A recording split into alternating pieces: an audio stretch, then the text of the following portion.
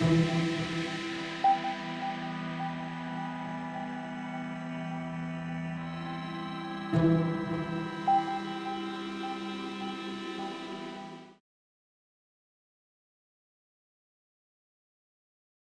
tal, amigas y amigos? Buenas tardes. Bienvenidos una vez más al conversatorio. Como ustedes saben, en Yequim hemos venido generando estos espacios de discusión y de reflexión sobre diferentes temas relacionados a la violencia y a la criminalidad. Bueno, pues vamos a comenzar. Buenas tardes a todas y todos. Bienvenidos una vez más al conversatorio. Como ustedes saben, esto ha sido un espacio de reflexión, de discusión, en el cual pues hemos abordado diferentes temas de interés nacional e internacional alrededor de los grandes problemas que tenemos en temas de seguridad, de violencia. El día de hoy, nuestro conversatorio titulado Feminicidio, retos y perspectivas, pues es un tema que, como ustedes saben, muy relevante hoy en día, sobre todo por todas las políticas que se han generado, las ausencias de las políticas que se han generado, cómo han vivido las mujeres esta pandemia alrededor de la violencia y también cuál es la forma en la que se ha presentado el feminicidio hoy en día en nuestro país. Tenemos a grandes panelistas para conversar el día de hoy con ustedes. Eh, Vamos a iniciar con una pregunta general, como todos los conversatorios, y también la participación de cada una de ellas y de ellos de acuerdo a su apellido en orden alfabético. La pregunta inicial con la cual queremos nosotros eh, comenzar precisamente ronda en algo muy general. Es cuáles son los retos que enfrenta hoy en día México para el tratamiento del feminicidio.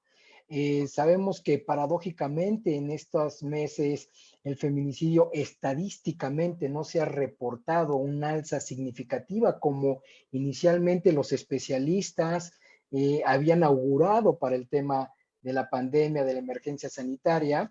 Lo que registra el Secretariado Ejecutivo del Sistema Nacional de Seguridad Pública no pareciera ser inicialmente cifras que alarmaran por un incremento del feminicidio. Sin embargo, por la propia fenomenología en la cual ocurre este tipo de violencias contra la mujer, pues sabemos que hay muchas cosas que no se están denunciando por miedo, por temor de las mujeres a ser víctimas nuevamente de sus agresores y cómo esto ha estado impactando en el clima nacional de violencia contra la mujer y también pues qué relación tiene con el registro de los datos.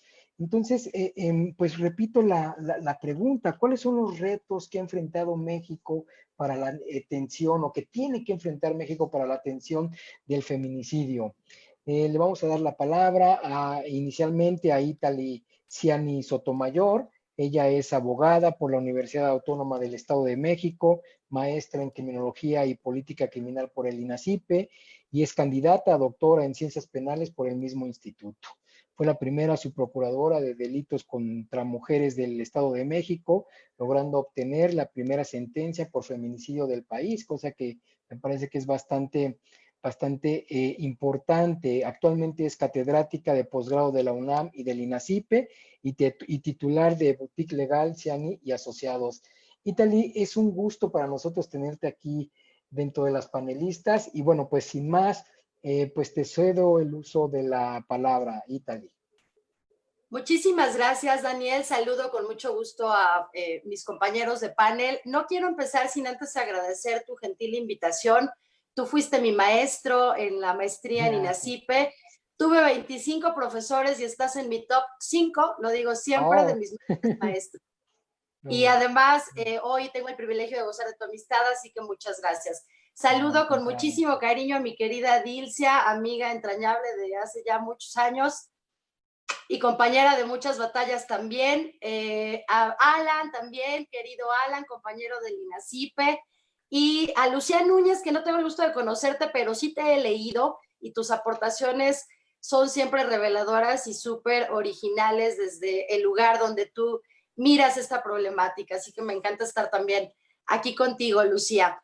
Pues bueno, yo quisiera en esta primera ronda, ahora sí que recoger el guante que nos echa Dani, respecto a los retos y perspectivas en torno al feminicidio.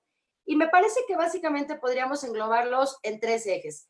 El primero, creo que hay un reto normativo importante en cuanto a legislar y meterle mano al tipo penal de feminicidio.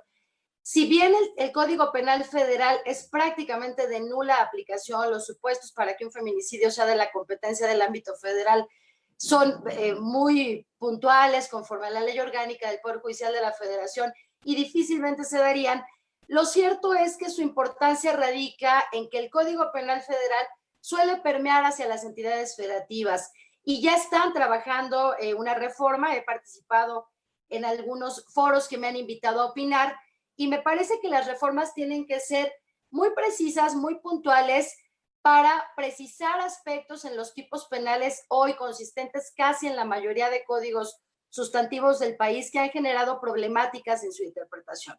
Por ejemplo, el primer elemento, el sujeto activo del feminicidio, en algunas entidades federativas está circunscrito a lo que los penalistas denominamos un delicta propia, es decir, que se requiere una calidad específica. En este sentido, hay varias legislaciones en el país donde únicamente se considera que un hombre puede cometer feminicidio. Y mis compañeros no me dejarán mentir, si bien la violencia principal y sistemática viene de hombres a mujeres, también hay violencia de mujeres a mujeres. Daniel comentaba un logro que es impresionante y me siento súper orgullosa y contenta de haber logrado la primera sentencia por feminicidio de este país, pero el primer feminicidio registrado a partir de que se creó el tipo penal en el Estado de México, que por cierto fue la segunda entidad federativa en legislar en la materia, no fue el de la primera sentencia, fue el de unas chicas que eran gays y por una problemática de celos, una acosaba ya muchísimo a la otra, a su pareja. En una ocasión la pareja recibe una amiga que a la novia no le caía nada bien, ella estaba afuera espiando, cuando se va la amiga, entra, se pelean horrible y le da 27 puñaladas. Es decir, el feminicidio no solamente se da de hombres a mujeres, porque en relaciones homosexuales desafortunadamente se recogen los mismos estereotipos asociados al rol femenino y masculino.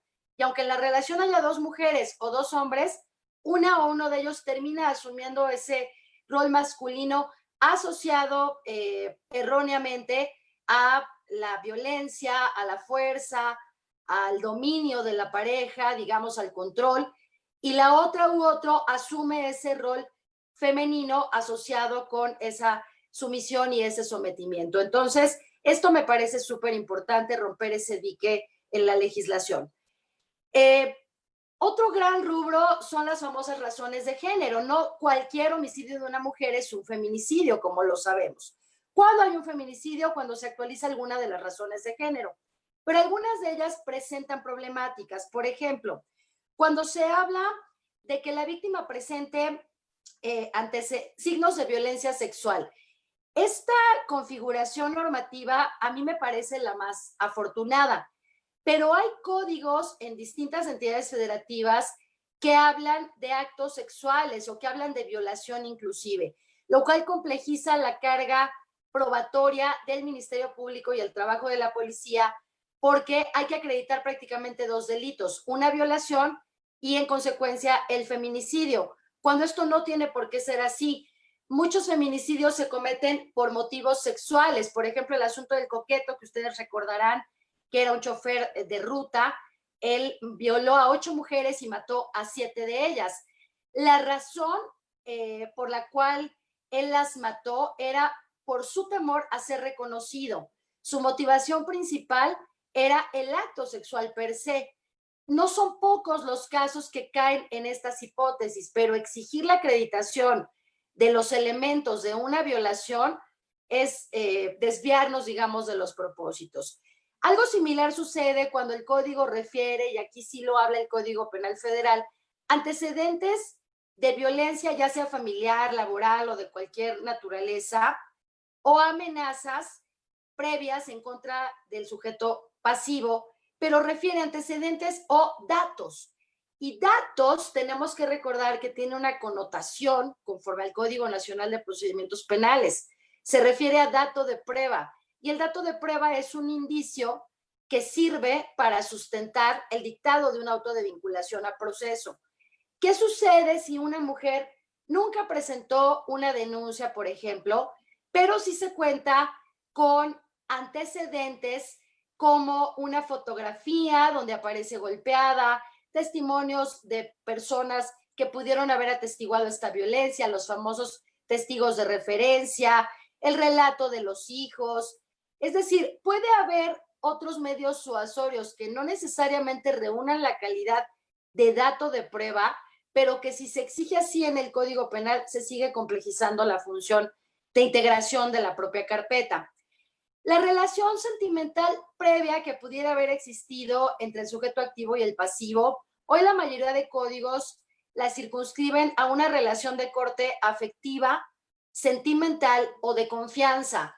A mí me parece que esto se tendría que abrir a simple y llanamente hablar de una relación de hecho, porque no necesariamente, por ejemplo, cuando hablamos de una expareja, depende del criterio del juez si hay o no una relación sentimental. El código dice exista, algunos códigos dicen o haya existido, pero si no lo dice, entonces se rompe esta razón de género.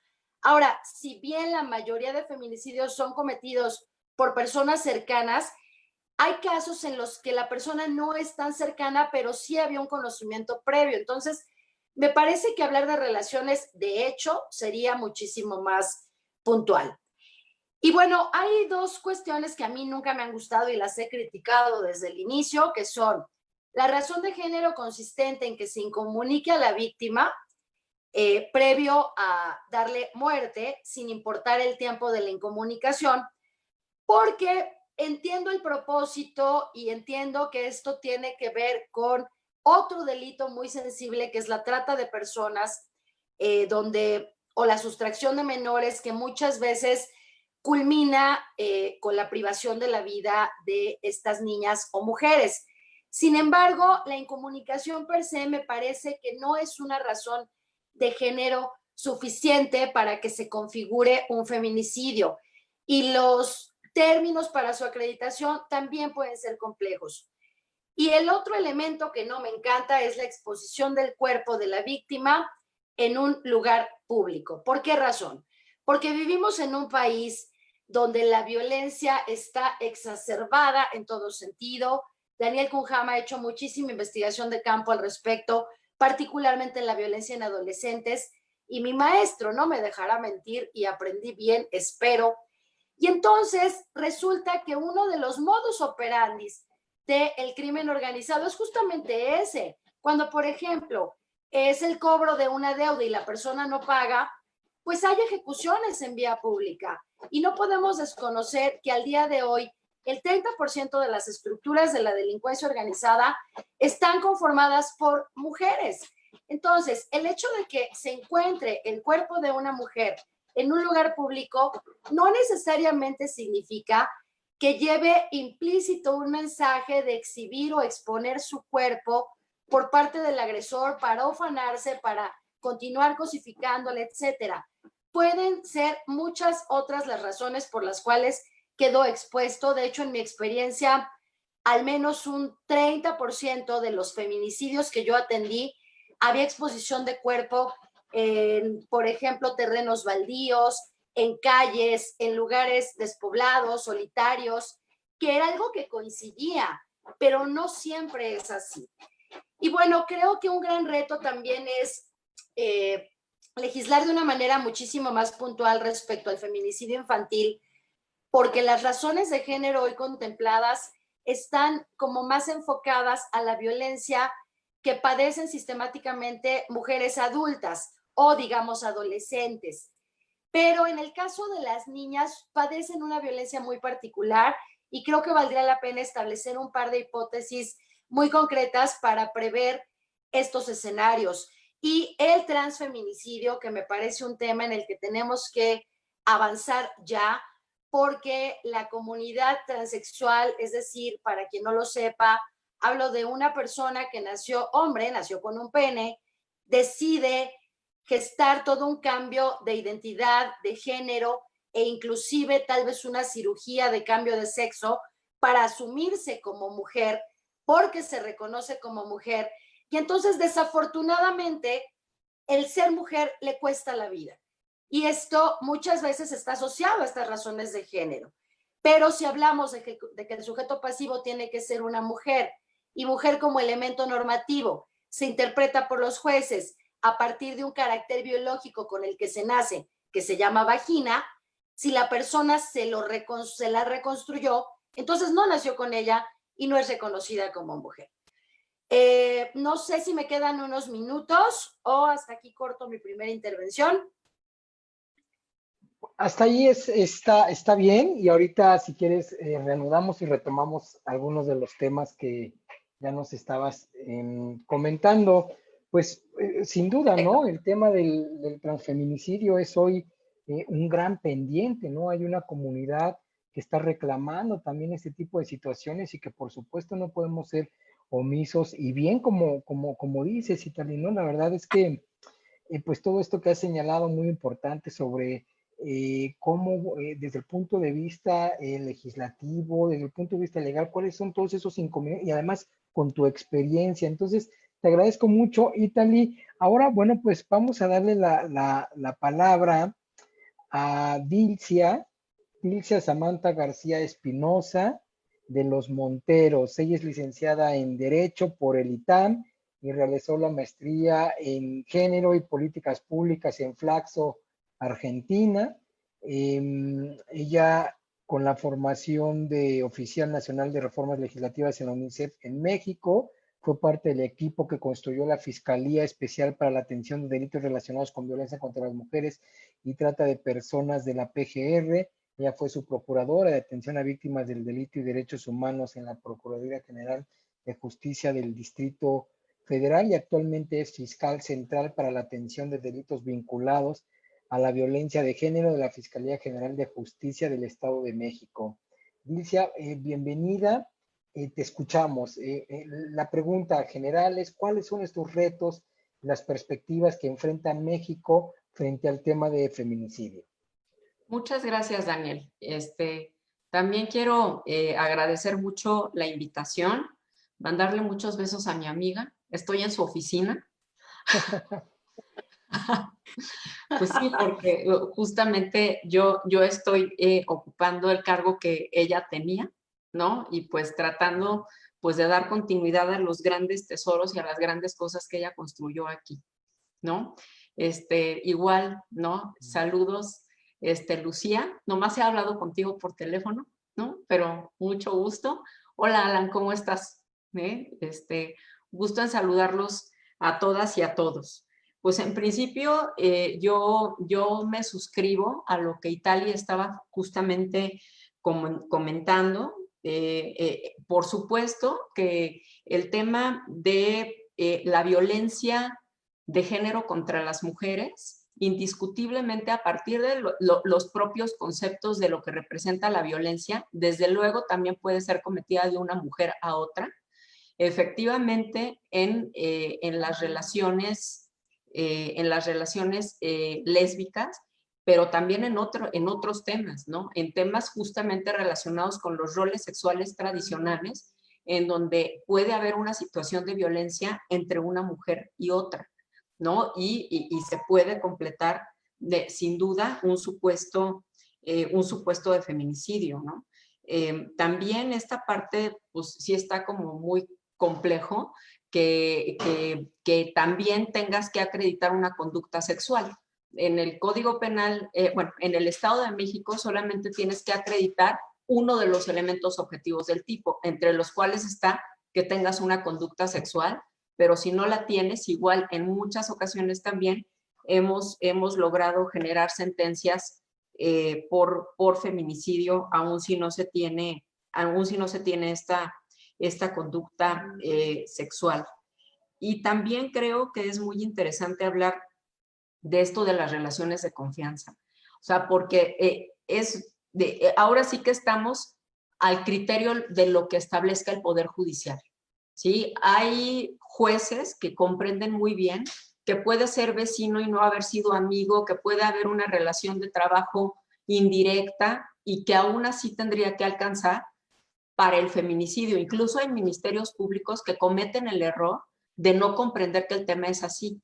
O sea, y que si no existe una relación sentimental o no la existió, entonces ya no puedes enunciar que el tema de la relación para poder acreditar un feminicidio, y esto por supuesto que es incorrecto, y siempre para evitar la incorrección, pues no hay como establecerlo dentro de la propia, dentro del propio artículo conducente que forma el tipo penal. Y pues bueno, el tema de la exposición del cuerpo de la víctima, justo sí te ponen muchos problemas. Bueno, aquí ustedes lo saben, en el Estado de México tenemos pues una situación compleja relativa a las ejecuciones. Efectivamente, los roles sexuales pues no solamente se mueven en ciertos espacios de interacción de las mujeres, también se mueven justamente en los espacios delincuenciales, y hay espacios en donde las mujeres antes no se movían y ahora sí, ¿sí? Entonces hay mucha más posibilidad de que haya una ejecución derivada de una situación de delincuencia organizada, que no tiene nada que ver con un rol sexual, al menos en principio, y entonces pues ya podría ser un feminicidio porque hay una exposición del cuerpo y pues ello desvía el origen y el resultado de la investigación. En cuanto al feminicidio infantil, también estoy de acuerdo. Incluso justo la semana pasada empezamos a trabajar con unas mesas especiales de feminicidio infantil y de homicidio infantil en la Fiscalía de Homicidios para aquellos homicidios de niños, porque efectivamente el origen en muchas ocasiones del feminicidio infantil son distintas a lo que representan los orígenes de un feminicidio de mujeres, ¿no?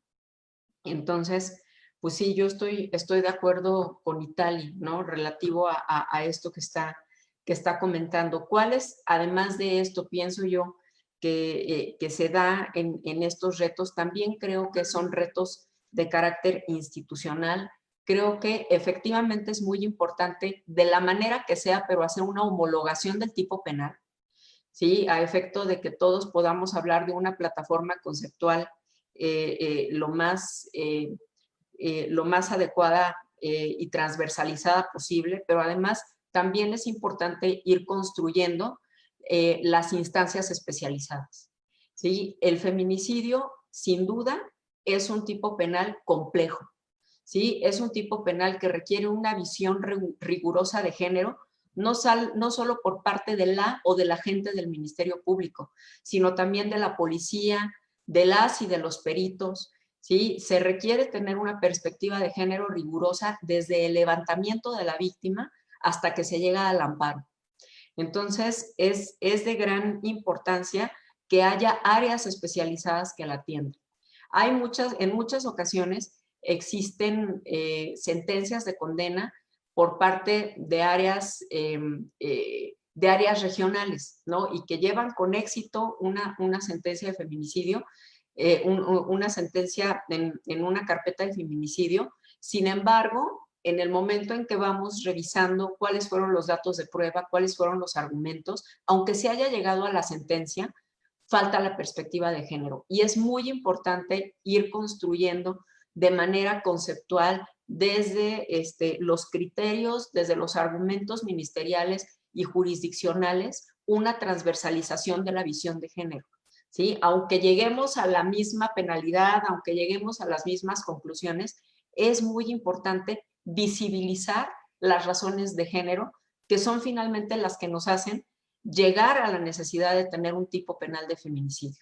En consecuencia, es muy importante también ir buscando que existan fiscalías de feminicidios, que existan cuerpos especiales de policías y de peritas y peritos en la materia, y creo que también es de vital importancia tener justo peritajes con perspectiva de género, ¿sí? En muchísimas ocasiones nosotras hemos logrado llevar a un éxito una carpeta con sentencia de condena en el feminicidio, justo por estos peritajes, por peritajes que se van creando a partir de esta experiencia, a partir del ensayo y el error, a partir de darse cuenta que las ciencias periciales pues no han tenido perspectiva de género tampoco, ¿sí? Y que entonces para poder llegar a acreditar ante el Poder Judicial tu teoría de caso, requieres en ese momento la creatividad experta y entonces en ese momento presentar un peritaje que probablemente antes no existía, ¿sí? Y entonces así vas construyendo y así vas creando los protocolos para poder aplicar este peritaje y de verdad es muy importante irlos consolidando y además irlos difundiendo, ¿sí? Buscar formas de investigación que arropen nuestras propias teorías de caso, como por ejemplo las creadas por las unidades de análisis y contexto. En el Estado de México tenemos la primera unidad de análisis y contexto que justamente atiende los delitos de género, particularmente el feminicidio. Y ante esta fenomenología, la unidad de contexto estudia un universo de carpetas para dar patrones criminógenos, para dar los orígenes de determinadas circunstancias y de determinados delitos. Y a partir de ello, no solamente se pueden crear un sinnúmero de políticas públicas y otras cuestiones de gran importancia, sino que además refuerzan las teorías de caso de cada una de las carpetas de investigación que han estudiado. Pero además es muy interesante pues, porque las unidades de contexto son equipos multidisciplinarios. Entonces, a partir de diversas metodologías, llegan a conclusiones muy interesantes que ayudan mucho al Ministerio Público y a la policía y que, sin embargo, pues muy probablemente por estas visiones diferentes, pues no son los caminos, son caminos distintos. Entonces, creo que este es el reto. Creo que el reto es justamente buscar esta especialización y que esto también pues sea de aplicabilidad en todo el país. Yo hasta ahí dejaría pues mi participación. Muchas gracias.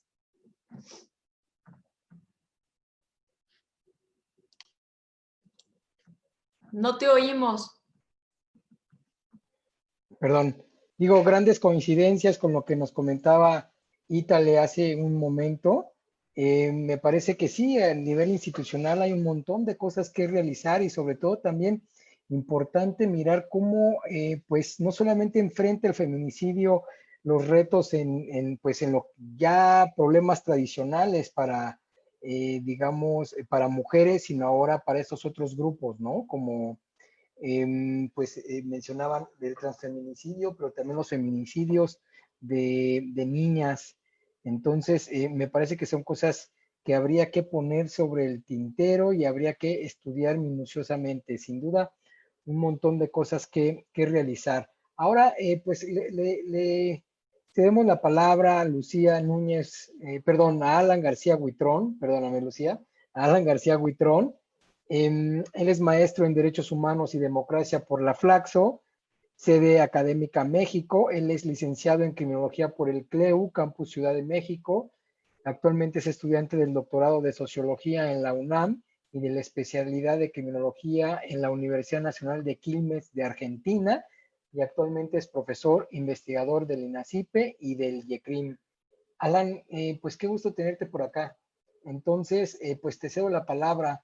Ya sabes, pues la pregunta inicial y general que tenemos es cuáles son los retos y perspectivas que enfrenta el feminicidio desde tu punto de vista, Alan.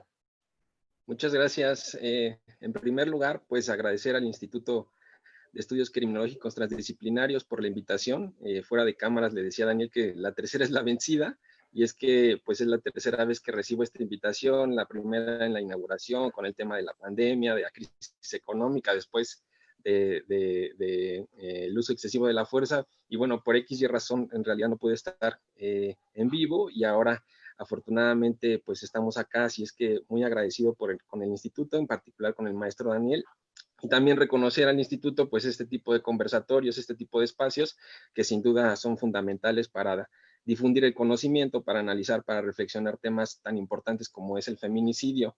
En segundo lugar, pues saludo con gran afecto y respeto a las tres colegas con las que he coincidido en diferentes espacios. Recuerdo, por ejemplo, Dilcia, en algunos foros sobre trata de personas, cuando la maestra Olga y un servidor estábamos generando la obra sobre trata de personas. Recuerdo que por ahí coincidimos.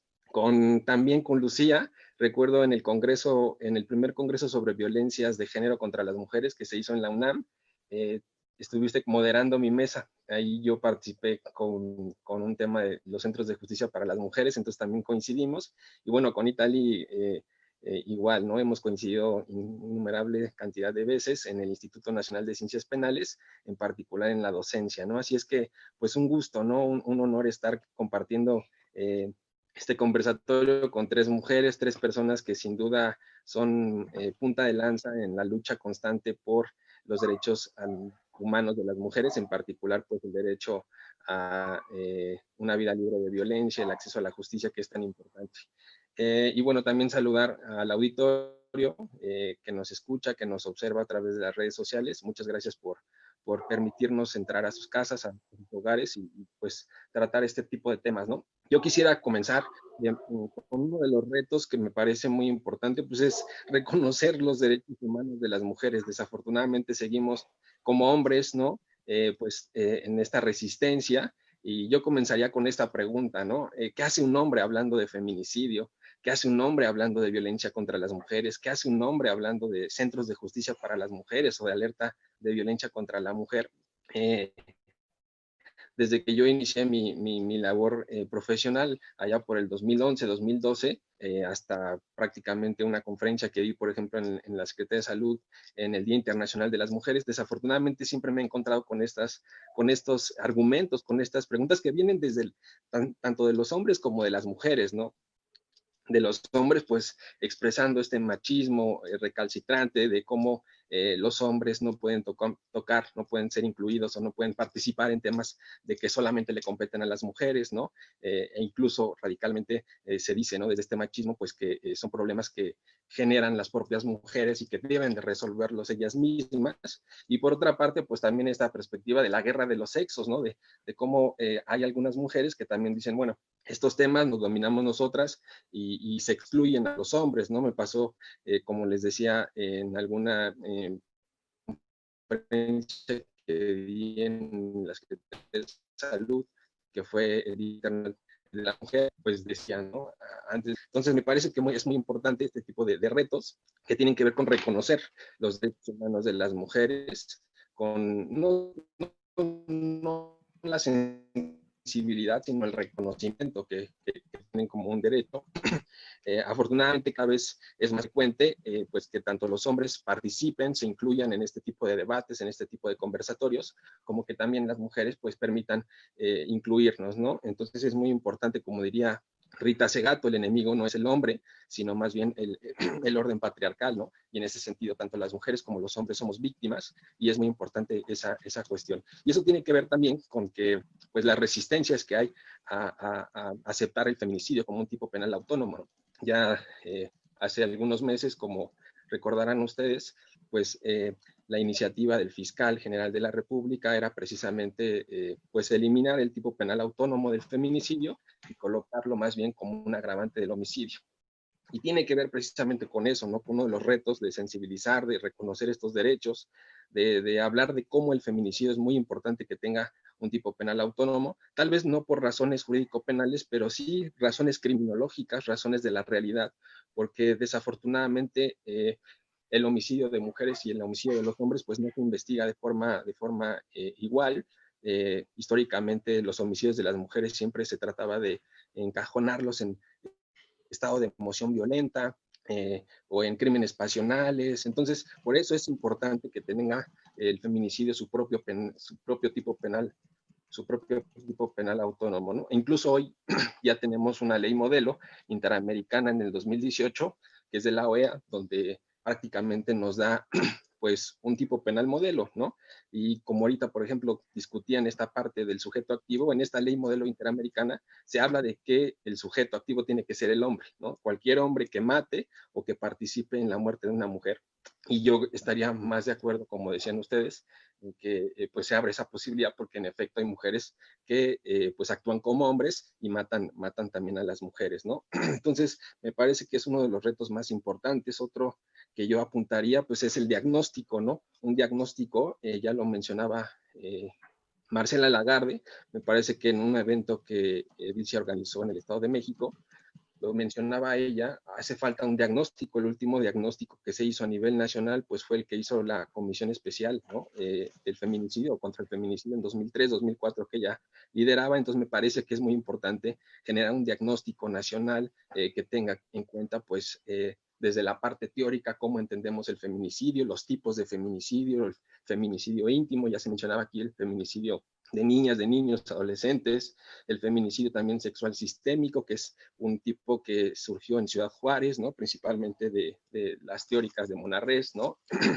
Y de Lucía Melgar. Entonces, me parece que es uno de los retos más importantes, ¿no? Los datos cuantitativos que carecemos, ese podría ser un reto muy importante. Otra de los retos que yo apuntaría, pues tendría que ver con una política nacional, por lo menos en el discurso. Desafortunadamente, nuestro presidente, pues, cada mañana y cada vez que se le cuestiona sobre este tema de la violencia contra las mujeres, pues sale por la tangente. Me parece que es desafortunado que un partido de izquierda o que se diga de izquierda no tenga, por lo menos una visión distinta de los gobiernos anteriores en política de violencia contra las mujeres. Entonces me parece que debe haber una política nacional muy importante que sea auspiciada y sea generada desde el discurso presidencial. Otro que ya mencionaban, otro reto, los peritajes. Desafortunadamente, como lo ha apuntado el Observatorio Nacional contra el Feminicidio, pues muchas veces los peritajes contribuyen a esta visión estereotipada de las mujeres víctimas de violencia. Entonces necesitamos peritajes psicosociales, peritajes antropológico-culturales, peritajes sociales, que desde el contexto pues puedan ayudar a los jueces, a los operadores del sistema de justicia penal, a no solo mirar la ley y si esos supuestos, sino mirar el contexto y en efecto darse cuenta que es una violencia de género contra la mujer. Y finalmente también otro de los retos que yo apuntaría pues sería la responsabilidad de los medios de comunicación, ¿no? Algo que Rita Segato habla de la pedagogía de la crueldad. Los medios de comunicación desafortunadamente y frecuentemente pues van en dos vías, ¿no? Por un lado se estremecen y denuncian en las noticias, y por otro lado en los programas de telenovelas y en estos programas pues siguen reforzando esos estereotipos, esas prácticas culturales a través de las cuales se reproduce la violencia de género y sus causas, ¿no? Entonces, la responsabilidad de los medios de comunicación me parece un reto muy importante, sobre todo en la era de la información y de la comunicación, que son fundamentales para crear este imaginario cultural que tenemos sobre todas las personas, ¿no? Y en particular de cómo construimos a la mujer y al hombre. Yo me quedaría en este sentido, ¿no? Esperando algunos comentarios. Bien, Alan, muchas gracias. Pues igual, ¿no? Qué importante. Mencionabas, por ejemplo, lo del diagnóstico y es verdad. Pues cuando estuvimos generando el índice de magnitud de violencia de género con el Secretariado Ejecutivo, pues nos dimos cuenta cómo se construían las alertas de género, ¿no? Cómo el grupo de trabajo pues hacía mano de los datos que tenía y prácticamente eran datos periodísticos, algunos datos oficiales, pero muy dispersos. Realmente necesitamos tener una base de datos más sistematizada. CONAVIM ha hecho algunos esfuerzos, el secretariado ahora con la nueva metodología también ha hecho algunos esfuerzos, pero me parece que todavía nos falta más por saber cómo se está presentando la violencia y como toda política pública necesitamos por fuerza saber cómo se está presentando para generar estrategias quirúrgicas para poderlas combatir, además de todas las fallas institucionales que ya mencionaron, ¿no? Tú iniciabas diciendo, bueno, el primer reto es reconocer los derechos humanos de las mujeres y me parece que es un punto fundamental. Muchas gracias, Alan. Lucía Núñez. Lucía Núñez es doctora en Ciencias Sociales por la Universidad Autónoma Metropolitana, Unidad Xochimilco, en la línea de investigación Mujer y Relaciones de Género. Es maestra en criminología y licenciada en Derecho. Actualmente es investigadora de tiempo completo en el Centro de Investigaciones y Estudios de Género de la UNAM. Lucía, pues qué gusto tenerte por acá. También te doy la bienvenida y después de mucho tiempo reencontrarnos, es un gusto tenerte en esta mesa. Pues nuevamente, ¿no? ¿Cuáles son los retos que enfrenta México ante el tema de feminicidio desde tu particular punto de vista? Buenas noches a quienes nos acompañan a través de las redes sociales. Agradezco la invitación a las y los organizadores de este conversatorio, en especial al doctor Daniel Kunjama y por supuesto a las compañeras y al compañero que me acompañan en el panel. Me gustaría decir más y hablar de la admiración que tengo por mis compañeras que están en el trabajo de campo, pero tengo ganas de decir varias cosas y me voy a enfocar a usar el tiempo en lo que quiero plantear. Voy a iniciar mi presentación planteando dos perspectivas de análisis del feminicidio, a partir de las cuales poder articular algunos de los retos que implican cada una de ambas perspectivas. El tiempo no me alcanzará para profundizar como quisiera, pero puede ser que en la siguiente ronda aclare alguna de las dudas sobre mi planteamiento. Mi primera propuesta tiene relación con el análisis del feminicidio a través de la perspectiva feminista, sociológica y o antropológica, es decir, el feminicidio antropológico y social, y la segunda con la perspectiva jurídica enfocada al análisis del fenómeno jurídico penal del feminicidio. Ambas perspectivas están relacionadas.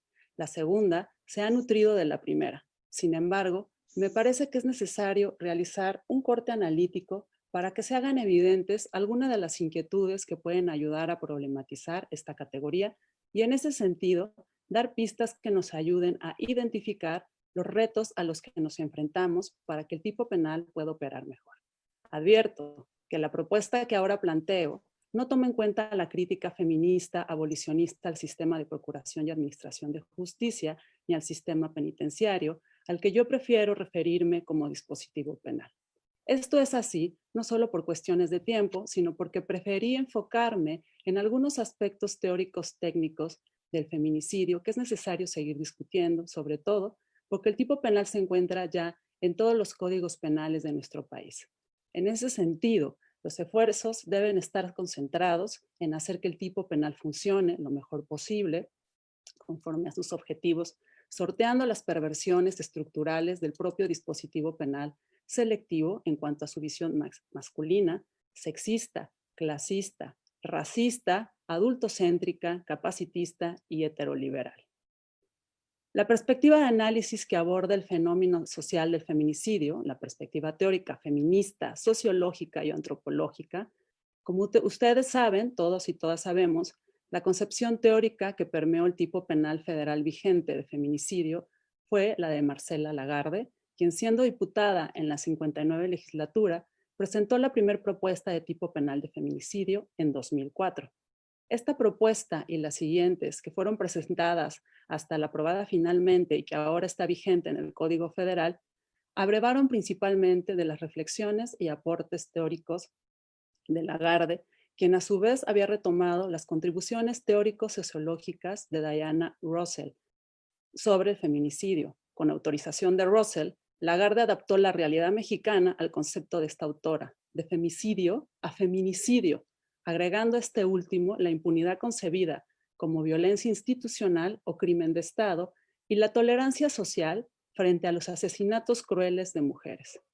Un elemento importante en el desarrollo teórico del fenómeno que hoy denominamos en México como feminicidios es que estos son ejecutados por hombres contra mujeres y niñas, es decir, son los hombres como clase social generizada quienes asesinan a las mujeres y no al revés, aunque ciertamente esto último pueda suceder.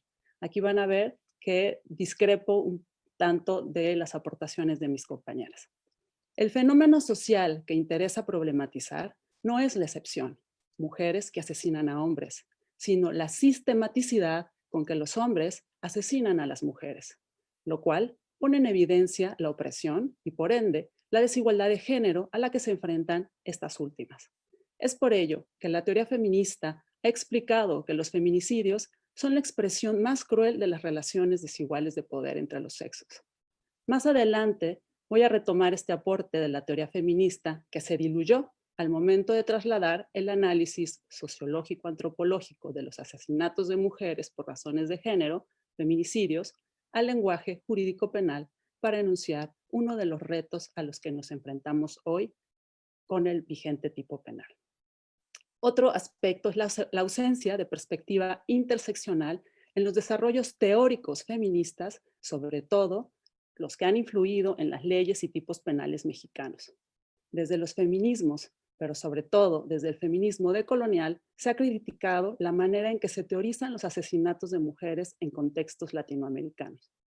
Como vimos, el concepto de feminicidio abrevó principalmente de la propuesta de Diana Russell y Jill Radford, sobre todo de la primera. El contexto de sus investigaciones era diferente al caso mexicano, aunque Marcela Lagarde haya usado el concepto de feminicidio de estas autoras, adaptándolo a nuestra situación y sobre todo a lo que acontecía en Ciudad Juárez, Chihuahua, a finales de los 80, inicios de los 90. El concepto de feminicidio, que ha permeado con mayor fuerza en las políticas criminológicas, incluyendo las leyes penales, sigue privilegiando el eje de análisis género. Así, en varias definiciones teóricas se afirma que el feminicidio es el asesinato de mujeres por el hecho de ser mujeres. O también se dice que feminicidio es el asesinato de una mujer por su condición de género.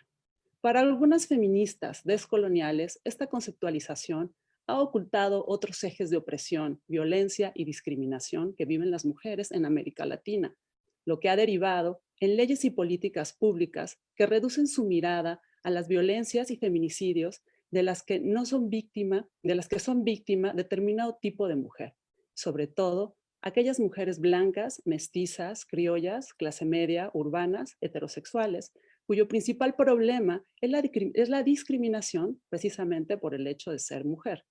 Esta manera de articular la teoría del feminicidio y de las violencias que sufrimos las mujeres, también ha derivado en otro debate dentro del propio feminismo. Por ejemplo, aquellos relacionados con los asesinatos de las mujeres trans o transfeminicidios, categoría que todavía está en pugna dentro de los debates teóricos en el feminismo, para ver si se utiliza y si es utilizable o pudiera ser utilizable y trasladarse al ámbito penal. En cuanto a la perspectiva de análisis que aborda la construcción jurídico-penal del feminicidio, el diseño del tipo penal de feminicidio finalmente no especificó el sexo del perpetrador de la conducta prohibida por el Código, es decir, la privación de la vida de una mujer por razones de género a manos de un hombre. Lo anterior tuvo lugar en virtud de que el discurso liberal de derecho moderno y su dogmática evade, o esta es una de las posibilidades, las singularidades, sobre todo en las descripciones típicas jurídicas. Se entiende que la ley debe ser neutral y universal para que sea justa e imparcial. No puedo ahondar en este debate teórico por ahora, pero lo que me interesa evidenciar es que a partir de la descripción neutra del pragma jurídico penal vigente, comete el delito de feminicidio a quien por razones de género prive de la vida de una mujer, posibilita, y es de lo que hablaban mis compañeras, que una mujer sea el sujeto activo del delito de feminicidio contra otra mujer. El problema no se encuentra en que esto no pueda suceder de manera excepcional, sino que en términos prácticos erosiona la apuesta teórica política que desde la teoría feminista se buscaba al posicionar el fenómeno del feminicidio como el resultado más extremo y violento de las desigualdades de poder entre los sexos. Entonces, el poder performativo y o simbólico al que muchas teóricas feministas apostaron y apelaron con este tipo penal, se ve nulificado, o en el peor de los casos, invertidos. De julio 27 de 2011 a marzo 31 de 2015, 4 años, en la Ciudad de México se iniciaron 179 averiguaciones previas en el sistema anterior por este delito, de las cuales se consignaron 100 expedientes, 55.9%. Pero, según información de la Subsecretaría del Sistema Penitenciario de la Ciudad de México, de 2011 a mayo de 2016, la población interna por el delito de feminicidio es de 7 personas tanto en centros varoniles como en femeniles. Estos datos no solo nos hablan del nivel de impunidad conocido por todas y por todos, sino de la selectividad del sistema, ya que de 7 personas internas por este delito, 2 son mujeres. Esto lo confronté durante mi estancia postdoctoral en 2016, cuando llevé a cabo investigaciones en el Centro Femenil de Reinserción Social Santa Marta Catitla. Uno de los casos, y que se parece al que narraba Itale, es el de una mujer lesbiana que había asesinado a su pareja. Otro, el de una mujer que había asesinado a su madre y había arrojado el cuerpo en un lugar público.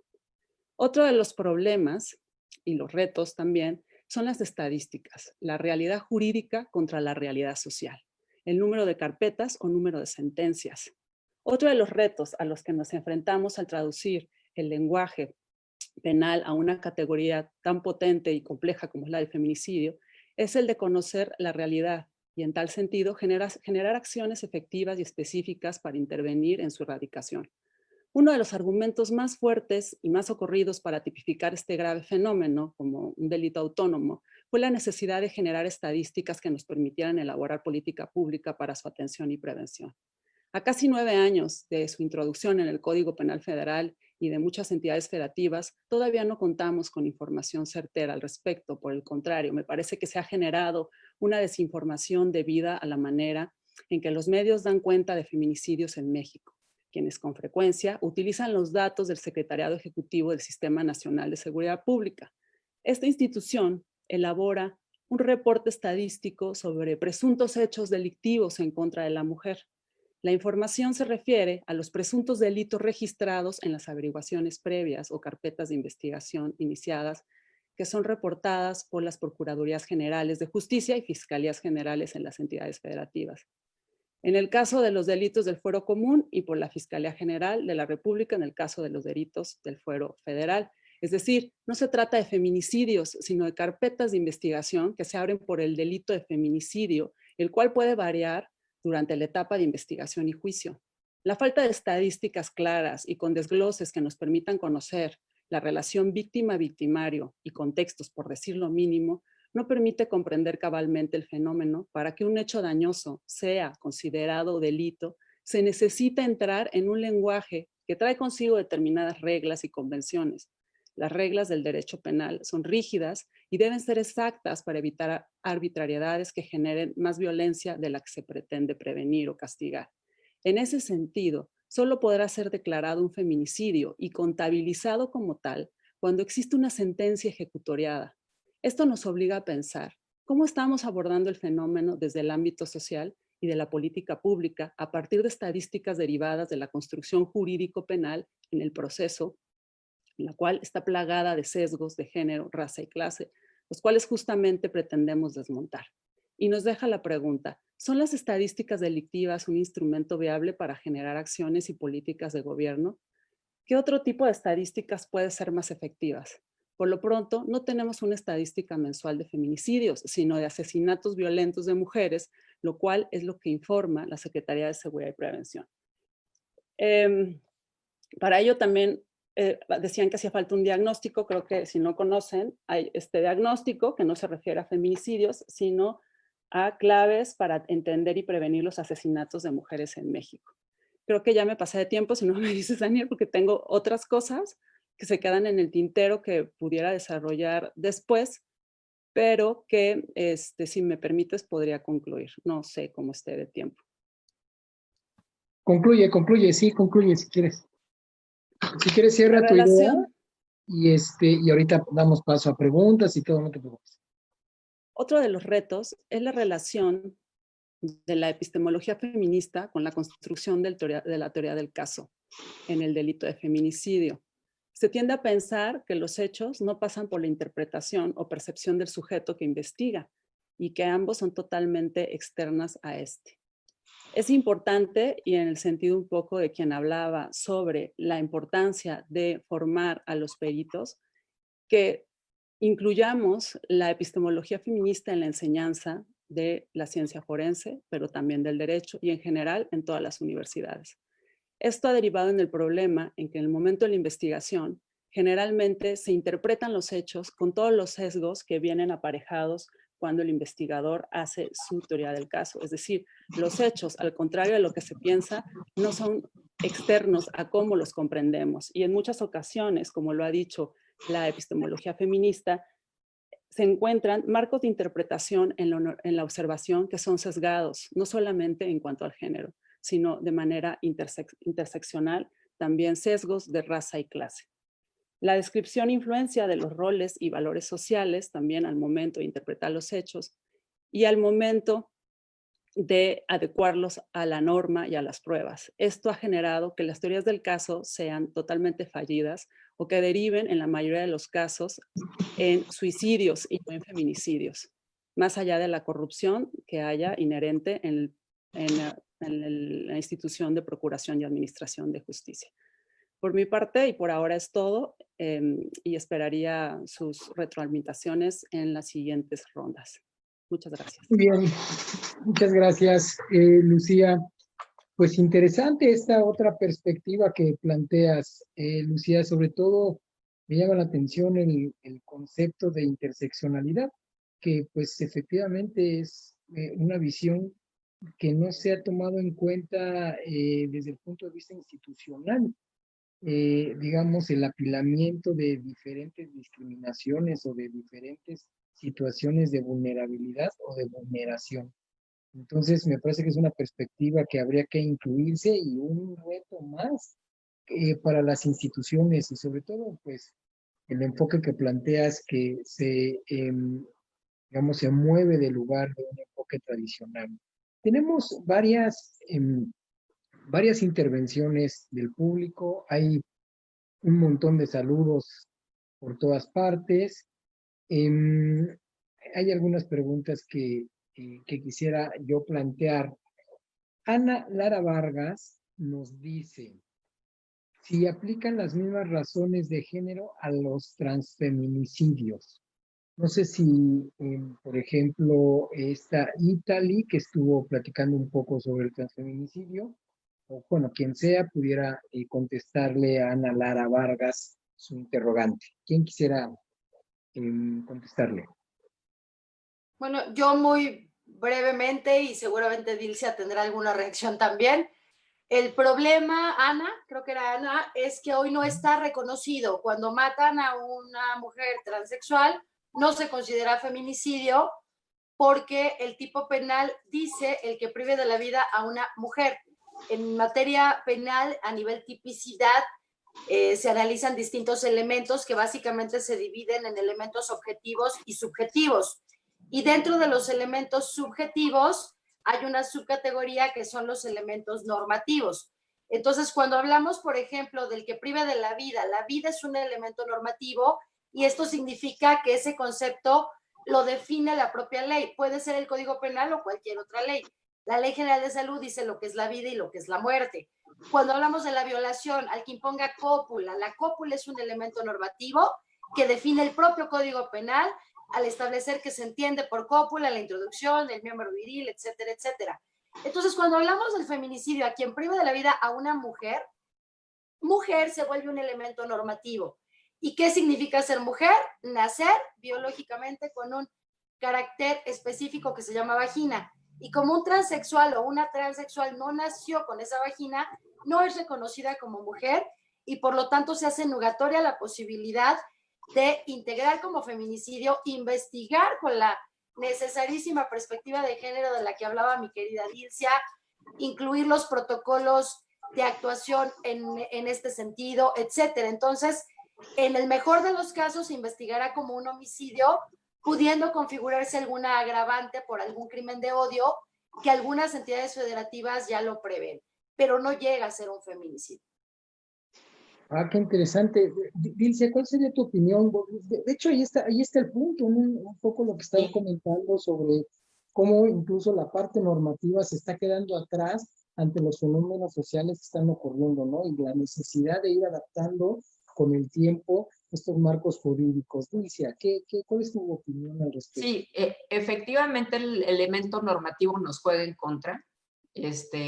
Nosotras, desde la Fiscalía de Feminicidios, sí hemos tratado de integrar carpetas de investigación de feminicidios en mujeres trans, buscando justamente la argumentación de que la orientación sexual de las mujeres trans, vaya, o sea, no quisiera ser como muy técnica y perderme, ¿no? Pero la orientación sexual de cada persona tiene que ser respetada, ¿sí? Incluso existen ya criterios de la Corte que nos determinan con mucha claridad incluso que ya hasta hay la posibilidad de tener una credencial de lector, un registro de nacimiento y en consecuencia de ello, si existe esta posibilidad jurídica de reconocer una identidad sexual, aunque no se haya nacido con ella, pues habrá que ver incluso también el tema sexogenérico en la razón de la muerte violenta de esta mujer trans. ¿Sí? Entonces, pero efectivamente lo que termina ocurriendo es que cuando se llega al Poder Judicial ya no pasa, ¿no? O sea, creo que efectivamente tenemos que hacer una reforma al respecto para que no exista este equívoco, ¿no? Pero sin duda creo que también si hubiera como elementos institucionales formados desde los derechos de LGBT, creo que lo podríamos hacer, ¿no? O sea, creo que podríamos lograrlo incluso con esta legislación carente del elemento normativo, pero efectivamente sí, creo que sí sería muy importante establecerlo. Muy interesante. Lucía. Yo solo quiero añadir, me interesaba mucho hacer un análisis entre la perspectiva teórica y la perspectiva jurídica, porque hay, digamos, dos panoramas, ¿no? Y en este es uno de los casos.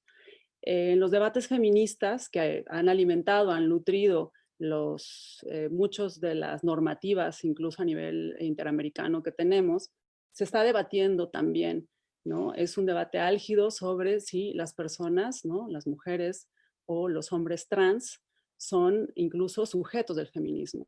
Esto ha causado debates ríspidos dentro del propio feminismo y por supuesto que esto se refleja en el momento de también construir los derechos. Los derechos no vienen, digamos, de la divinidad, sino que son construcciones sociales y estos debates tienen una repercusión en estos derechos. Y por supuesto que creo y coincido con Dilcia, que si lo vemos a la luz de las luchas que han dado las personas, las disidencias sexogenéricas, tendría que tomarse en cuenta como un feminicidio. Sin embargo, ha sido un debate muy álgido, no solamente en este aspecto, ¿no? Sino en otros aspectos.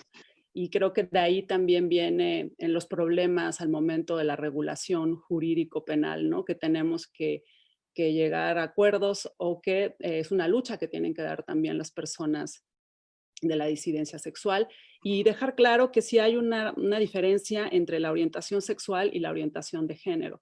Las personas trans son personas que pueden tener una orientación sexual divergente, es decir, disidente, y también una orientación de género disidente. Entonces es un tema complejo y es complejo también llevarlo a los códigos penales porque los códigos penales necesitan de la certeza para poder aplicar política pública. Y cuando se enfrentan estas categorías que son no fijas, ¿no? Que son transitorias, ¿no? Incluso la propia categoría género que termina siendo erosionada a 7 fracciones, ¿no? De cómo aparece un cuerpo, en realidad género es mucho más que eso. ¿No? Es algo mucho más complejo. Entonces tendríamos que reducir este problema tan complejo otra vez a una descripción penal. Muy bien. Pues es complejo el tema. Tenemos más preguntas, no me quiero detener ahí. Hay una pregunta que está como muy relacionada a esto que nos están comentando. Nos dicen, ¿qué opinan de algunas corrientes que plantean volver únicamente al tipo de homicidio por lo complicado de acreditar el feminicidio? Pues hablábamos de unas corrientes. Dice que unas corrientes que opinan volver solo al tipo de homicidio por lo complicado de acreditar el tipo penal, pues, el feminicidio. el feminicidio. Pues si ahora estamos discutiendo el tema del transfeminicidio, pues regresar, pues ¿qué opinarían? Para que pues ustedes, ¿qué opinión les merece? Dilcia, ¿qué te merece la pregunta?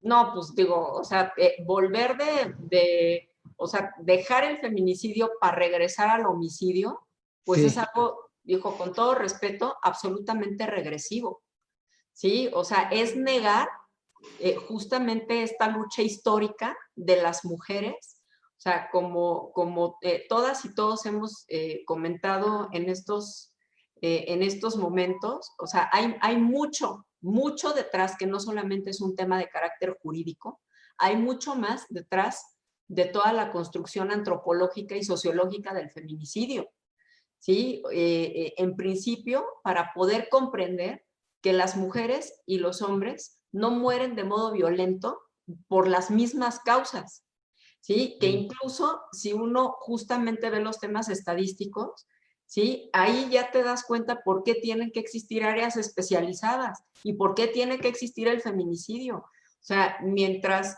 el mayor porcentaje de las muertes violentas contra hombres se dan en los espacios públicos a manos de desconocidos, el mayor número de muertes violentas de mujeres en tratándose de feminicidio mueren en los espacios privados a manos de conocidos. ¿Sí? Entonces, existe indiscutiblemente pues una razón histórica, o sea, una construcción de patrones de discriminación que conllevan a la violencia y que por esa razón es importante atender el feminicidio de una manera diferenciada al homicidio, ¿no? Incluso justamente la muerte violenta de una mujer por hechos relacionados con los roles sexuales, ¿sí? Es totalmente distinta justo al homicidio doloso, a las ejecuciones derivadas de la delincuencia organizada, a razones de una muerte violenta que sería, por ejemplo, como un asalto, y eso a lo mejor hasta el asalto podría yo cuestionar, ¿no? Pero para poner un ejemplo banal, ¿no? Una resistencia a un robo de vehículo, ¿sí? Y que entonces el asaltante mata a la mujer o al hombre de igual manera si se resiste este asalto. Es totalmente distinto que hablar de un feminicidio. O sea, negar estas construcciones desde que la humanidad existe, pues no, es retrotraer y es entonces volver nuevamente a la discusión de hace 25 años, porque además eso ya se rebasó justamente en los diálogos de los feminismos, de las legisladoras, de las organizaciones de la sociedad civil, de la academia y desde luego de quienes operamos la norma, ¿no? Entonces, pues no, por supuesto que estoy total y absolutamente en contra, porque pues no solamente sería una traición a la causa de las mujeres, sino además sería operativamente arruinar todo lo que hemos podido lograr en cuanto a transversalizar la visión de género en el ejercicio del derecho penal. Interesante. Alan, ¿quisieras tú aportar algo? Sí, bueno, antes de contestar esta pregunta, también quisiera comentar un poco acerca de la pregunta o del cuestionamiento de Ana sobre los transfeminicidios. Bueno, es muy importante esta pregunta, dado que México es de los países en el mundo con mayores crímenes letales hacia la comunidad LGBTIQA, ¿no? De 1995 al 2019, algún dato por ahí que anda rondando, prácticamente 2.000, ¿no? 2.000 víctimas, y eso sin contar la cifra negra que puede triplicarse. Y hay como una de las propuestas para poder atender estos casos desde la parte jurídico-penal, que tiene que ver con que se tipifique en los homicidios por odio, ¿no? En razón de la preferencia o orientación sexual o por la identidad de género.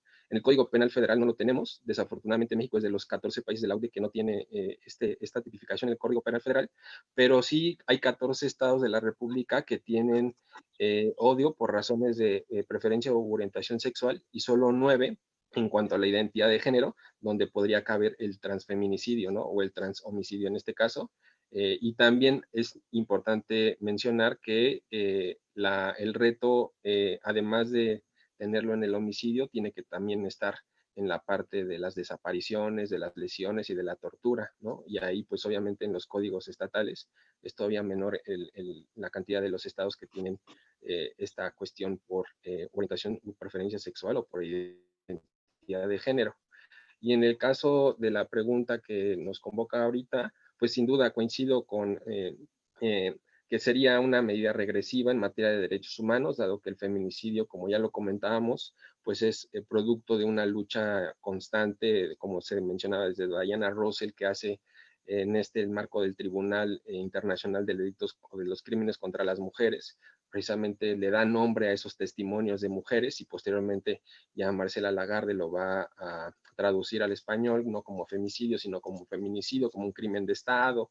Entonces me parece que sería una regresión en temas de derechos humanos y también se sobrepondría la realidad penal a la realidad social, ¿no? Que me parece que el feminicidio detrás de toda esta cuestión pues está ahí, ¿no?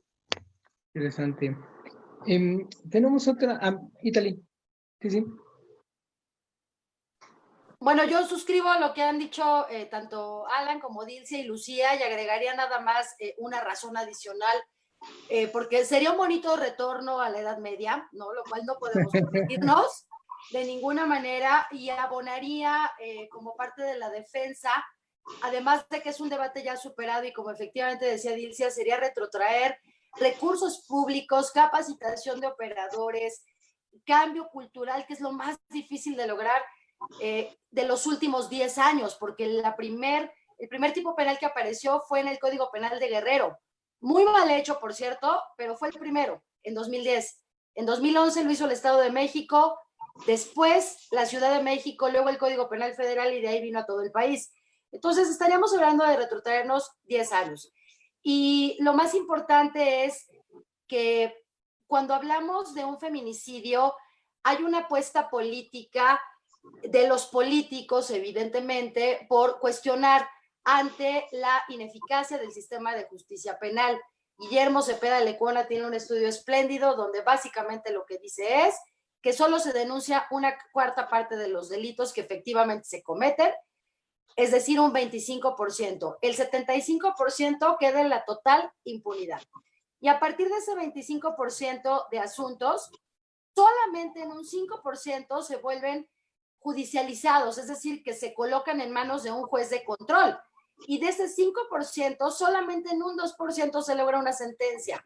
Si la leemos al revés, esta cifra significa que hay un 98% de impunidad o ineficacia, como se quiera ver, del sistema de justicia penal.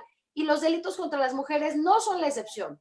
Entonces, partiendo de esta excusa, pero mañosamente, porque eso no dicen los políticos, porque de este sistema de justicia penal se nutren, se alimentan, se sirvan y legitiman y reafirman su propio poder punitivo a costa de los que condenan, lo único que arrojan es, no hay sentencias y entonces el problema es que existe un delito de feminicidio, como por ejemplo los abolicionistas, ¿no? El problema es el derecho penal y las cárceles, desaparezcamos las cárceles y el Código Penal. Esa no puede ser una solución. Investigar un feminicidio es muy difícil, sí, porque en un homicidio lo que hay que acreditar es el qué, que el sujeto A privó de la vida al sujeto B.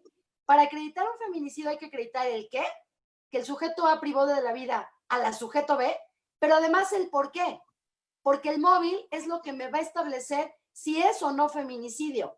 Y eso, por supuesto, complejiza la labor de investigación. Pero el que sea difícil es una cosa, que no quiere decir que sea imposible. Por lo tanto, en lugar de pensar en suprimir el tipo penal, yo plantearía la misma apuesta. No hay sentencias por delincuencia organizada en el país ni por lavado de dinero. Suprimamos los tipos penales. Creo que es una falacia totalmente. Me parece que la alternativa es seguir apostando por la capacitación permanente. No hay otra alternativa. Muy bien. Aquí tenemos otra pregunta para terminar esta última ronda. Nos dice igual Ana Lara Vargas, dice, al quedar desvirtuado el feminicidio desde la teoría feminista, se pregunta ella, ¿deberíamos intentar reformar en este sentido el tipo penal? Lucía, ¿qué opinas? Yo quería antes hacer un comentario, porque respecto a lo afirmado por mi compañera Italy, no sé a qué abolicionismo, porque por supuesto que dentro del abolicionismo hay diversas posturas y no es una postura tan simplificada, me parece, o no sé a qué abolicionismo, de desaparezcamos el sistema penal porque no funciona.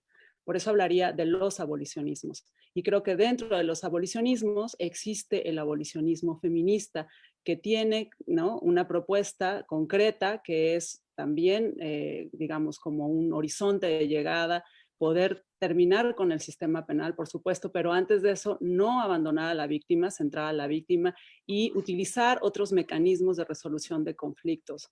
Entonces, no es que no se haga nada, y por decirlo de manera acotada, no estoy argumentando de manera amplia porque, bueno, es un espacio de preguntas y respuestas, pero por eso tenía como que quería responder a esa pregunta, porque me parece que es un comentario que simplifica la complejidad de las propuestas abolicionistas y la complejidad también y las varias alternativas a las que se ha acercado el feminismo de corte abolicionista y crítico de los sistemas penales. En ese sentido, las preguntas que se están haciendo para mí son muy difíciles. Ser una feminista, ¿no?, que tiende a hacer una crítica al sistema penal es muy difícil, sobre todo en los momentos en los que estamos viviendo de una violencia encarnizada en contra de las mujeres y niñas, pero no solo, y por eso me parecía importante los debates que se dan desde otros feminismos, que no son los feminismos que han permeado desafortunadamente en varias y de las políticas criminológicas y de los tipos penales. Entonces, un poco retomando la pregunta que nos hacías, Daniel, para regresar y no perderme en el comentario solamente, era sobre qué hacer si desde hay una perspectiva, efectivamente una perspectiva feminista que es crítica, pero que no plantea que se abandone el tipo penal feminicidio que ya está, decía yo, en todos los códigos penales. Creo que la apuesta ahora, ¿no?, es justamente utilizar el sistema, ¿no?, como está, porque además sería una regresión a los derechos y a todos los instrumentos jurídicos que ya se han hecho. Pero lo más importante y que han hecho los movimientos feministas y que ha sido unos argumentos más fuertes es que es un reconocimiento a una situación, ¿no?, que han sufrido las mujeres de manera histórica. Es decir, se utiliza también el derecho penal, y eso también está a discusión, de una manera política y simbólica, porque de otra manera no se quería reconocer que existía esta problemática. Y efectivamente ha sido a partir de estas cuñas jurídicas, que así lo llamaría yo, más que utilizarlo como una vía principal para terminar con las violencias de género, ¿no? Es una cuña que abre posibilidades de justicias o de pequeñas justicias, pero que no son la única vía y que ahí no se termina la lucha feminista. Te dejamos de escuchar. Ay, pues ya. Es una de las vías. Entonces, no es que no se utilice, sino que se debe utilizar de manera estratégica y mínima, mientras estamos pensando en una justicia feminista que no sería, por supuesto, una justicia liberal penal como la que estamos utilizando actualmente. Muchas gracias. Lucía. Bueno, pues vamos a entrar a la tercera ronda. Y la idea de esta tercera ronda es que en unos 3 minutos pudieran ustedes generar reflexiones pues finales para este conversatorio. No diría yo conclusivas, pero sí más bien reflexivas, para que pueda pues el público llevarse algunas preguntas todavía para ir pensando. 3 minutos, por favor, en el mismo orden. Italy, por favor. Ok, bueno, por alusiones personales, solamente retomaré lo que comentaba Lucía. Por supuesto, por razones de tiempo fui simplista, claro, pero es evidente que me refiero al abolicionismo penal, de Luke Hulsman, Liz Christie y por ahí. Ahora, para terminar, a mí me gustaría retomar dos cosas que dijo Alan porque me parecen bien importantes. Una en la que mi querido Alan, voy a, con todo mi cariño, exhortarte amablemente a que no vuelvas a repetir esto. Porque dijiste, mujeres que actúan como hombres. Y creo que eso es parte del problema.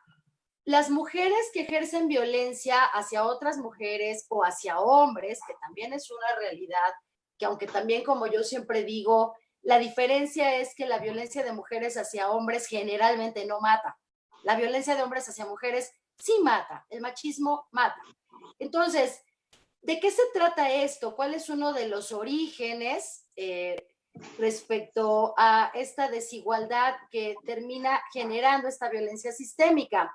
Los estereotipos asociados a los roles. La buena noticia es que estos estereotipos son construcciones sociales que tenemos que empezar a cambiar en algún momento, y cuanto antes lo hagamos, será mucho mejor. Entonces, referirnos a una mujer que ejerce violencia como una mujer que se comporta como hombre, creo que es desafortunado, y además es restarle mérito a hombres que, como tú, como Daniel y como muchos otros, forman parte de esta lucha. Y con esto quiero cerrar, que también lo dijo Alan, cuando él decía, bueno, yo he participado en eventos académicos, legislativos, mesas de trabajo sobre temas de mujeres y todo el mundo me ve como bicho raro de tú qué haces aquí.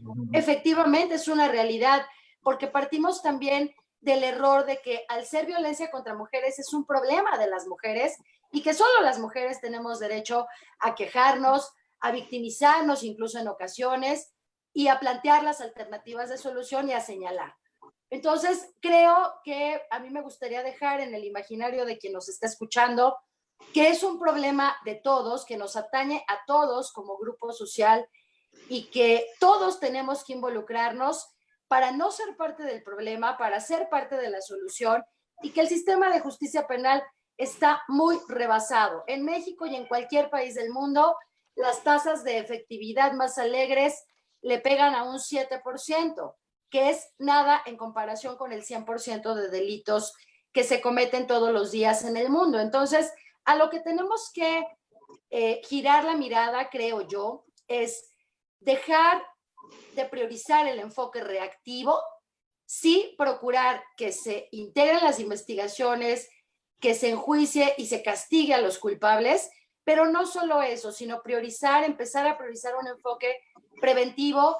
Y es tan importante la tarea de prevención que no podemos dejarla solo en manos de las estructuras institucionales. Tenemos que involucrarnos como sociedad, modificando pequeños patrones de conducta en nuestros círculos más cercanos, y de esta manera poco a poco empezar este cambio de chip, de mentalidad, que además también quiero decir muy rápidamente, si bien hay avances, lo cierto es que en las nuevas generaciones la violencia se va tecnificando también y parece por momentos imperceptible, pero solo ha cambiado de forma, la violencia sigue ahí, y creo que esto, si no lo trabajamos desde nuestro propio entorno personal y hacia los terceros con los que nos involucramos, difícilmente las cosas van a cambiar. Y hasta ahí me quedaría yo. Muchas gracias, Italí. Dilcia, por favor.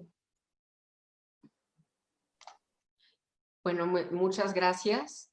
Pues yo, para cerrar, quisiera comentar, y en aras de este tema de la prevención, que indefectiblemente es en donde, donde tenemos que buscar trabajar mucho. También pienso indiscutiblemente que la construcción institucional es importante, pero justamente la construcción de las instituciones desde una perspectiva democrática es justo lo que dice Italia, ¿no? O sea, es que toda la sociedad, tanto organizada como no organizada, pueda tener una intervención en las mismas, ¿no? O sea, pueda tener facultades de observación, pueda tener facultades de opinión, que esta opinión sea una opinión sustantiva, ¿no? Que finalmente podamos escuchar a todas y a todos para poder generar políticas públicas y reformas legislativas verdaderamente eficaces. que efectivamente la violencia es una construcción social, es una construcción cultural, su deconstrucción es de largo alcance, es de largo aliento, es una tarea a largo plazo que tenemos que tomarnos de una manera muy seria porque realmente es el camino para,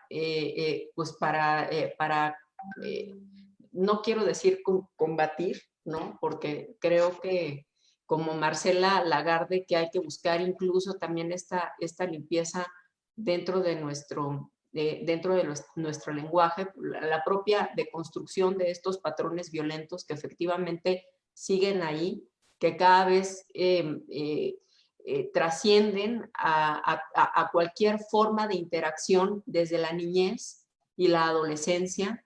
La infancia no solamente es un sector estratégico, sino que además por una visión de derechos. Tenemos que trabajar a efecto de que la niñez pueda ir deconstruyendo estos patrones relacionales violentos, de discriminación, de enorme violencia de muchísimas formas. Ahora vemos, por ejemplo, estos delitos sexuales desde la perspectiva virtual, en donde además está terrible porque inicias una carpeta de investigación y tú puedes ver que hay gente mayor ahí y ves un chavito de 14 o 15 años que ya está compartiendo packs, ¿no? O sea, que está haciendo cosas terribles, que están haciendo bullying a través de las redes sociales y verdaderamente estamos ante un escenario que se nos va a través de las manos, ¿no? Porque además también son medios muy poco regulados. Sin embargo, es importantísimo buscar la manera de generar una mentalidad de autocuidado, de capacitar y formar a las personas docentes también para poder atacar estos roles sexuales, como bien lo estábamos diciendo, todos estos patrones tradicionales a través del ámbito escolar, pero también es cierto que hay que buscar a través de otros mecanismos, llegar ahí donde las instituciones no están llegando y buscar estas transformaciones en estos microespacios. Y pues para ello, sin duda, necesitamos estrategias de prevención. Y muchas muy probablemente ya existen, pero pues no las hemos implementado. Y pues hay que buscar estas estrategias. Muchísimas gracias. Gracias, Dilicia. Alan, ¿cuáles serían tus reflexiones finales? Muchas gracias. Sí, y tal vez ahí el comentario fue bastante desafortunado. Me refería más bien a las mujeres que tal vez reproducen este mandato de género, ¿no? Hacia otras mujeres, tal vez podría quedar así y no tanto como esa expresión, pero era un poco la idea, ¿no? De cómo muchas mujeres también reproducen ese mandato de género y esos roles, ¿no? Diferenciados entre hombres y mujeres, entre ellas también, ¿no? Entonces, yo me quedaría principalmente con 3 reflexiones. Uno, pues que este conversatorio pues funcione precisamente para reconocer, como lo comentaba yo al principio, reconocer los derechos humanos de las mujeres, en particular su derecho a una vida libre de violencia, a pesar, y como lo veíamos incluso en los comentarios cuando se hizo la propaganda de este conversatorio, que decían algunas personas que cómo la criminología cae en estos sistemas ideológicos, ¿no? Y ahora las preguntas de por qué no regresar, ¿no? Al homicidio, en fin, parece que este conversatorio es pues uno de los apuntes, de las conclusiones de las reflexiones tendría que ser esa, que precisamente conectamos esa parte, ¿no?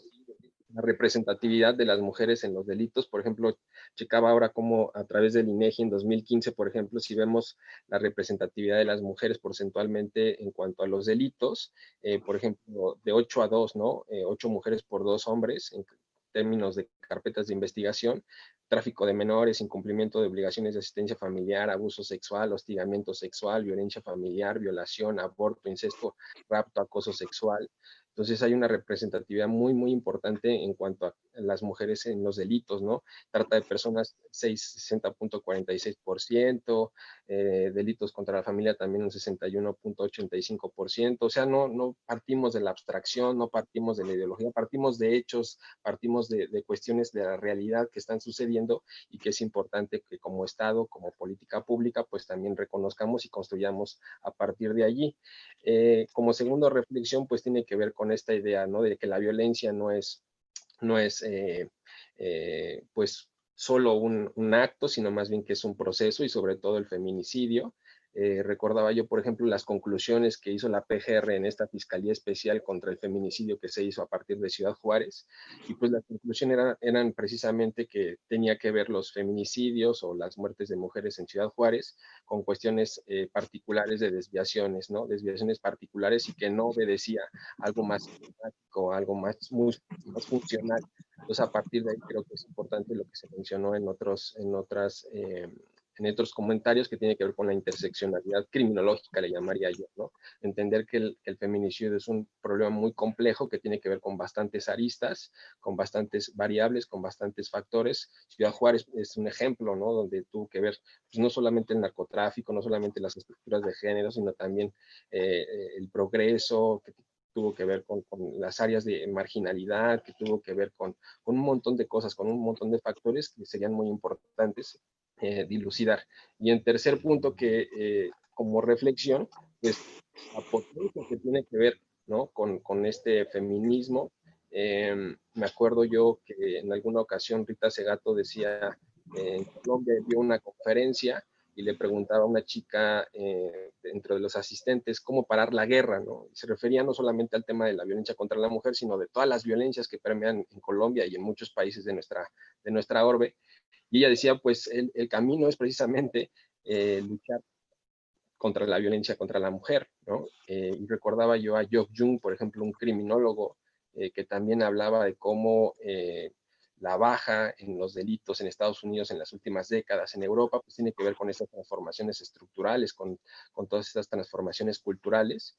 Entonces ahí se potencia más el discurso, ¿no? del feminismo y de generar estas nuevas masculinidades para no solamente disminuir o erradicar la violencia contra la mujer, sino un montón de violencias que también se alimentan de estas masculinidades violentas, ¿no? En otros ámbitos. Entonces creo que es importante también seguir esa línea, ¿no? de la potencia que puede tener este discurso y este tipo de acciones para disminuir violencia en términos generales.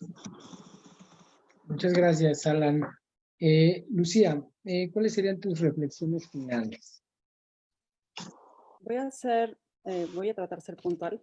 Creo que primero sería poner atención en la manera en que utilizamos las estadísticas para hacer políticas criminológicas y en general política pública, porque puede ser que estemos subvalorando la realidad, es decir, que estemos contando menos feminicidios o que estemos contando más feminicidios, entre comillas, de acuerdo a los datos que nos dan, y esto tiene relación con lo que yo explicaba en mi ponencia, ¿no?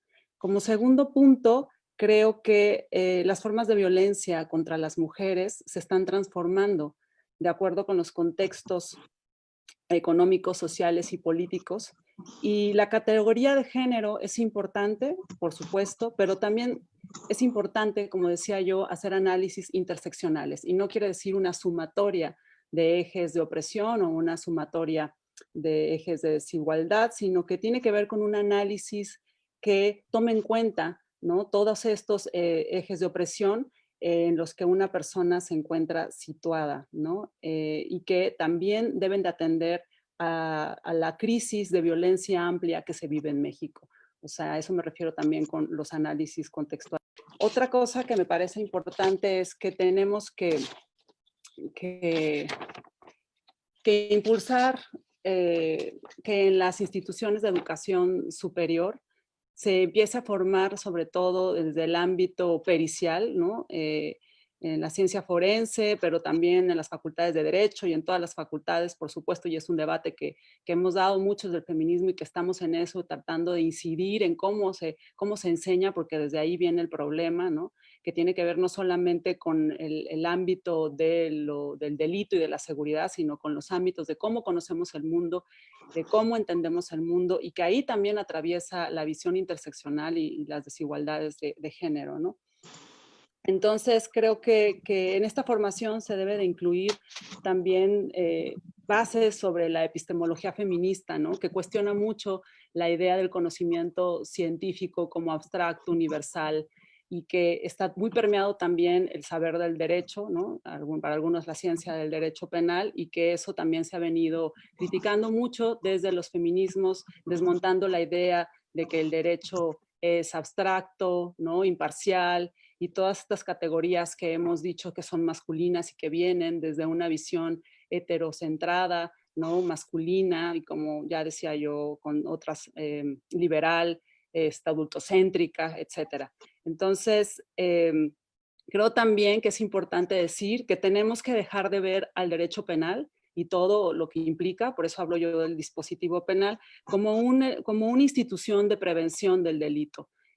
Creo, mi postura es que no hay un estudio serio hasta la fecha que nos demuestre lo contrario, que demuestre que los tipos penales previenen en realidad el delito. Entonces, tenemos que dejar de apostarle, aunque, insisto, no quiere decir que no hagamos nada y que lo vamos a, ¿no? Es lo que existe, lo que está, tendremos que utilizarlo, pero no puede ser nuestra única vía, y apostar todas nuestras energías como movimiento político feminista a un sistema que causa dolor, que causa y que además no es funcional, que causa dolor, que causa injusticias, y que, como bien es sabido, ya es un lugar común. La mayoría de las personas que se encuentran en cárcel y que a las que alcanza la prensa penal son las personas de los sectores más empobrecidos, incluyendo a las mujeres, pero incluso cuando los hombres son alcanzados por esta prensa, las mujeres sufren porque son hijos, esposos, hermanos. Y esta violencia, la violencia feminicida, el feminicidio,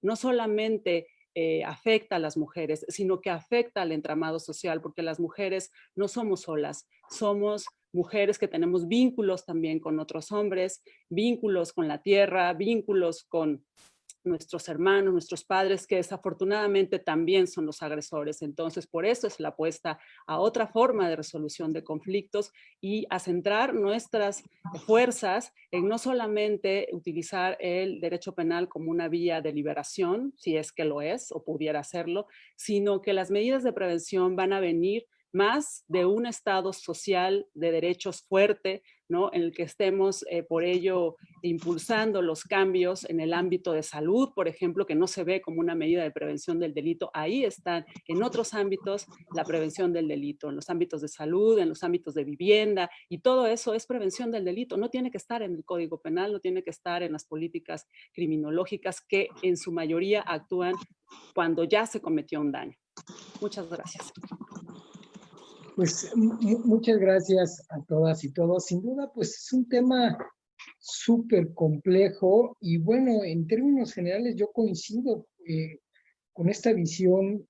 Definitivamente el tema en general de la violencia contra la mujer, que pues culmina en esta violencia extrema que es el feminicidio, pues no se puede entender si no es a través de patrones sociales y culturales. Y como decían, efectivamente, pues solo la prevención del delito podría tener una injerencia en ese sentido, una prevención del delito que al final del día lo que busca, como toda política pública, es generar un cambio social. Y ese cambio social tiene que ver en la forma en la que los seres humanos estamos visibilizando, estamos nosotros entendiendo los roles que cada uno de nosotros tenemos en una sociedad tan compleja como la que estamos viviendo. Sin duda, estos tiempos en donde se abraza la desigualdad social, se abraza unos procesos hedonistas, se abraza también una serie de marginalidades e interseccionalidades, pues es mucho más complejo poder mirar un cambio cultural en este sentido. Y yo coincido con Italy.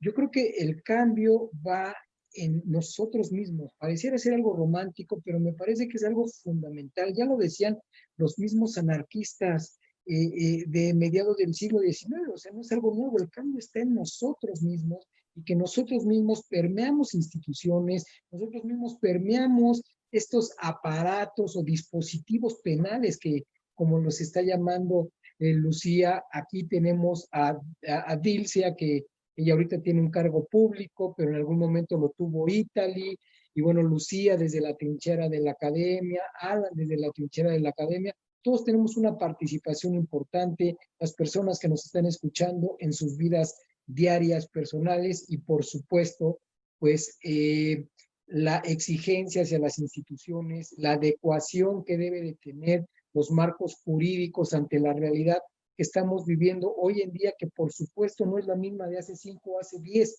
años. Ahora tenemos transformaciones sociales que necesitan ser recuperadas por el derecho y que necesitan, por supuesto, tener una perspectiva de respeto a los derechos humanos en términos generales. Yo les agradezco mucho que hayan estado acá con nosotros. La verdad es que son especialistas que nos han dejado muchas reflexiones en este conversatorio. Yo les comunico a toda nuestra audiencia, este es el último conversatorio que hacemos de la primera temporada que venimos realizando aquí en el YECRIM. Habrá otros conversatorios, tomaremos un tiempo, esperaremos también a otros procesos que tiene el YECRIM. Vamos a iniciar unos cursos, pónganse atentos en nuestras redes sociales, unos cursos abiertos al público en general, pero que viene sobre todo a generar reflexiones sobre estos temas coyunturales. Tenemos un tema importante sobre desigualdad, concentración del ingreso, desigualdad y criminalidad, que será impartido por el doctor Pedro Peñalosa, que por cierto ahí lo vi, le mandamos saludos. Tenemos otro curso también sobre criminalidad, psicoanálisis, en donde el doctor Víctor Payá, que también lo vi por ahí conectado, le mandamos saludos, un abrazo, un gran amigo. Y otros cursos que vamos a tener también en YECRIM para que estén atentos en las redes sociales y nos busquen. Quiero reiterar mis felicitaciones, quiero reiterar mi agradecimiento a todas las panelistas por habernos acompañado el día de hoy. He tenido la fortuna de coincidir con ellas en una u otra manera. Les agradezco mucho y bueno, pues nos vemos pronto. Muchas gracias a todos. Hay algunos comentarios también que quisiera leer de manera rápida. Muchas felicitaciones a todas y a todos también para Alan. Manuel Vidaurre dice muchas gracias, muy interesante. Mis felicitaciones a las y el ponente. Nos dice también Teresa González, maravillosa participaciones de Lucía y de Italy. Tenemos aquí un saludo para mí, de Yela Gordimer, excelente cierre de la doctora Lucía. En fin, tenemos muchos comentarios muy positivos por parte de los panelistas. Y bueno, pues ahora me despido. Les agradezco por habernos visto por estas redes sociales y hasta pronto.